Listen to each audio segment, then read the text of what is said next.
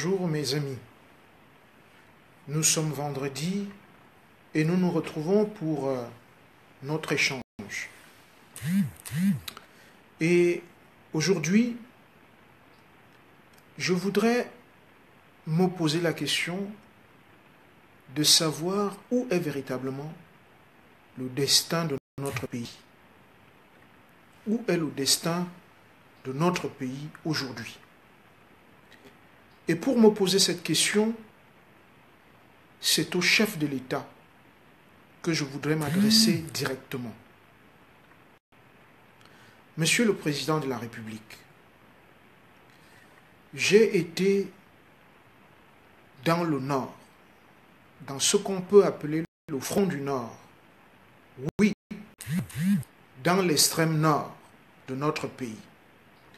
Apporter mon soutien et mon réconfort à nos soldats, mais aussi à nos compatriotes chassés de leur village, assiégés dans leur propre ville. Je vous ai fait un rapport direct et circonstancié. J'ai senti pendant mon séjour cette odeur de chair purulente, de sable chaud putréfié, d'excréments, de chair humaine à la braise. J'ai senti cette odeur de la mort sur le pont vers à Maroua. Beaucoup qui me suivent à cet instant ont vu ces images-là. Je voudrais que ceux qui allument le feu de la haine, qui transmettent les braises de la guerre au prix de leurs petits égoïsmes viennent à Maroua, qu'ils aillent à Kaélé, qu'ils partent à Malende, à Mouyouka, à Tiko, qu'ils parcourent l'arrière-pays, pas seulement dans le nord-ouest, pas seulement dans le sud-ouest, pas seulement dans l'extrême nord, mais partout où l'homme souffre, où les blessés de guerre sont abandonnés à eux-mêmes et à leurs familles, dans les hôpitaux et dans les maisons dont on n'ose plus tirer les rideaux, qu'ils sentent un tout petit peu.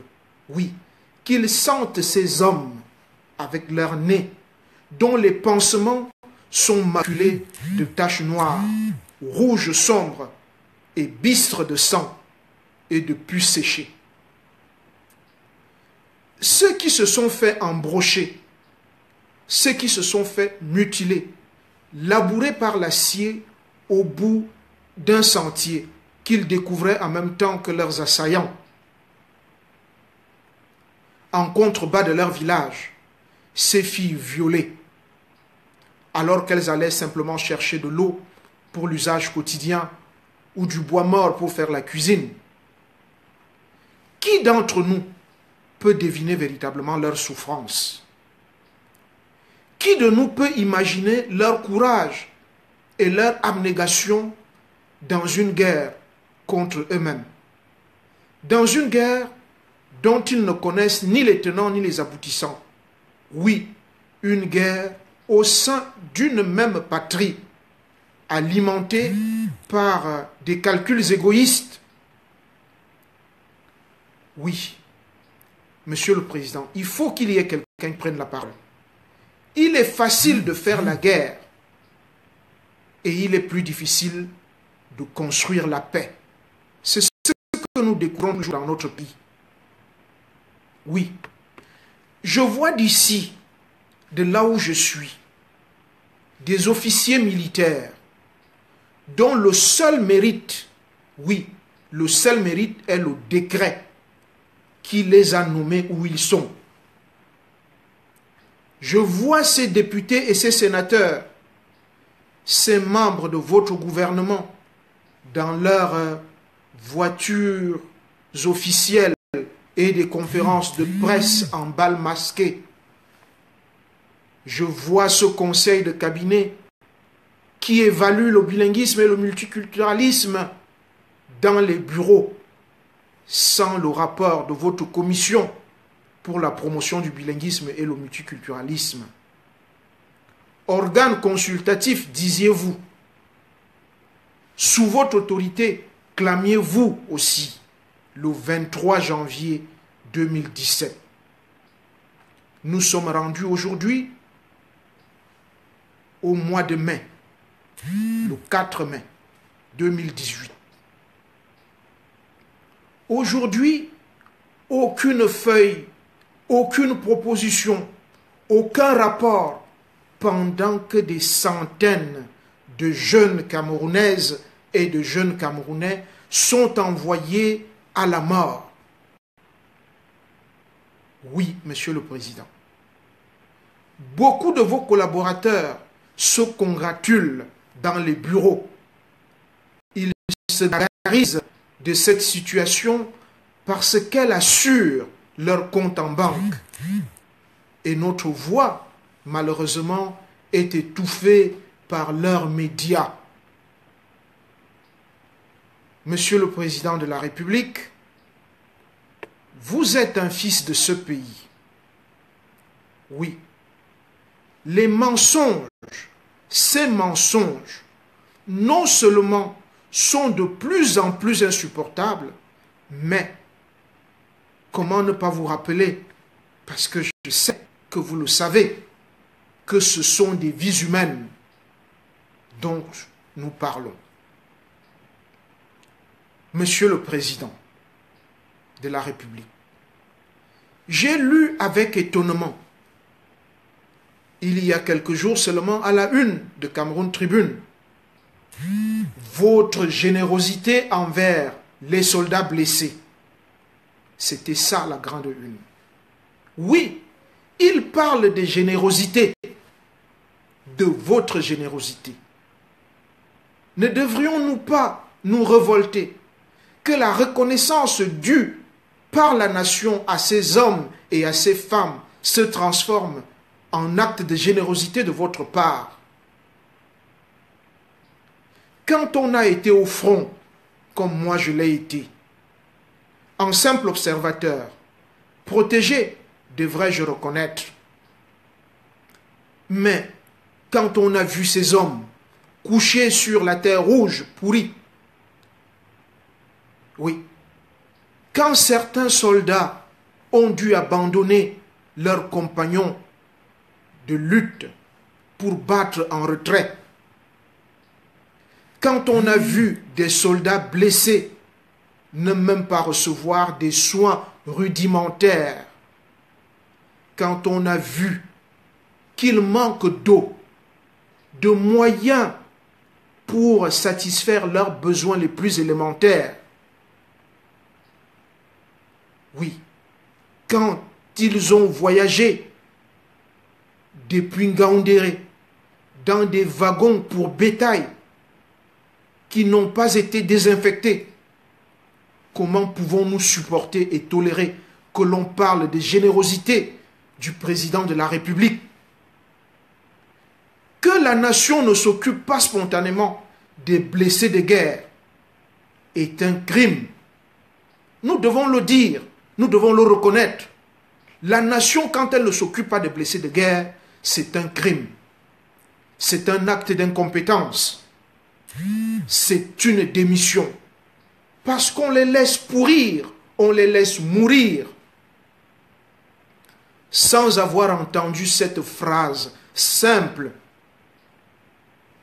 qui est un acte citoyen. Mère patrie, voici les fils et filles, voici tes fils et tes filles qui se sont tant battus pour toi. C'est une phrase qu'on devrait entendre de vous, du ministre de la Défense, de tous ceux qui ont une parcelle de pouvoir dans notre pays. Oui, Monsieur le Président de la République. Il ne peut y avoir de force sans la justice. Il n'y a pas de Cameroun sans le respect du droit. Vous le devez à ces enfants, Monsieur le Président. Alors oui, je me dois de dire scandale, incurie, crime contre la patrie que l'on prétend servir. Oui, Monsieur le Président, il faut qu'il y ait quelqu'un qui ait le courage dans notre pays de dire les choses telles qu'elles sont. Oui. Ceux qui tombent aujourd'hui dans cette sale guerre, cette guerre sans aucune logique, ne sont pas seulement des matricules dans un fichier solde de l'État. Ils ont des noms. Ils sont des parents quand ils ne sont pas eux-mêmes des enfants. Oui, Monsieur le Président. Dans cette guerre que vous avez déclarée, à la fois contre Boko Haram et contre nos compatriotes dans le nord-ouest et dans le sud-ouest, vous avez certainement dit adieu la vie, adieu l'amour, adieu la paix, adieu à toutes les femmes, adieu à tous les hommes. C'est pas fini, c'est pour toujours. De cette guerre infâme que nous nous livrons contre nous-mêmes, c'est des milliers de jeunes gens qui tombent dans la forêt, dans la broussaille, dans les savanes, dans le sable chaud. C'est par milliers qu'ils laissent leur peau. Monsieur le Président, c'est en citoyen que je prends la parole. Vous êtes en charge du destin de la République. Pourquoi laissez-vous donc ce pays s'effriter de toutes parts? Pourquoi laissez-vous donc prospérer et pousser autant de chanlis? Monsieur le Président de la République, nous devons vous interpeller. C'est quoi cette guerre dont on se sert du corps des jeunes hommes, des jeunes femmes, comme d'un parapet? C'est quoi cette guerre alimentée de toutes parts par des apprentis politiciens, cette masse de gravures, de mots de fête pour les singeries de salon? Monsieur le Président de la République, des médias de la haine portés à bout de bras par certains de vos ministres, protégés par la Cour suprême de notre pays, alors foutant peuple de ces politiques sans politique. Vouloir les élire, c'est entrer dans l'inconnu, risquer une politique d'à-coup, une politique de cour et d'intrigue, d'assassinat nocturne et diurne. Aujourd'hui, on vient de me signaler que le domicile de Monseigneur Samuel Cléda à Douala a été attaqué nuitamment, à visage couvert, comme d'habitude, comme ce fut le cas avec Jean-Marie Benoît Bala. Monsieur le Président de la République, cette terre camerounaise, c'est comme un ossuaire. J'utilise un vocabulaire que vous connaissez. Au-dessous de chaque motte, il y a un corps d'homme. Depuis la traite négrière, l'esclavage, les deux grandes guerres, la guerre pour l'indépendance, le coup d'État manqué contre votre personne et contre les institutions le 6 avril 1984.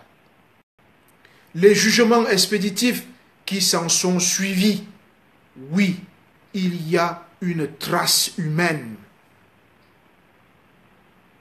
Nous devrions donc être unis par cette communauté de morts qu'a connue notre pays.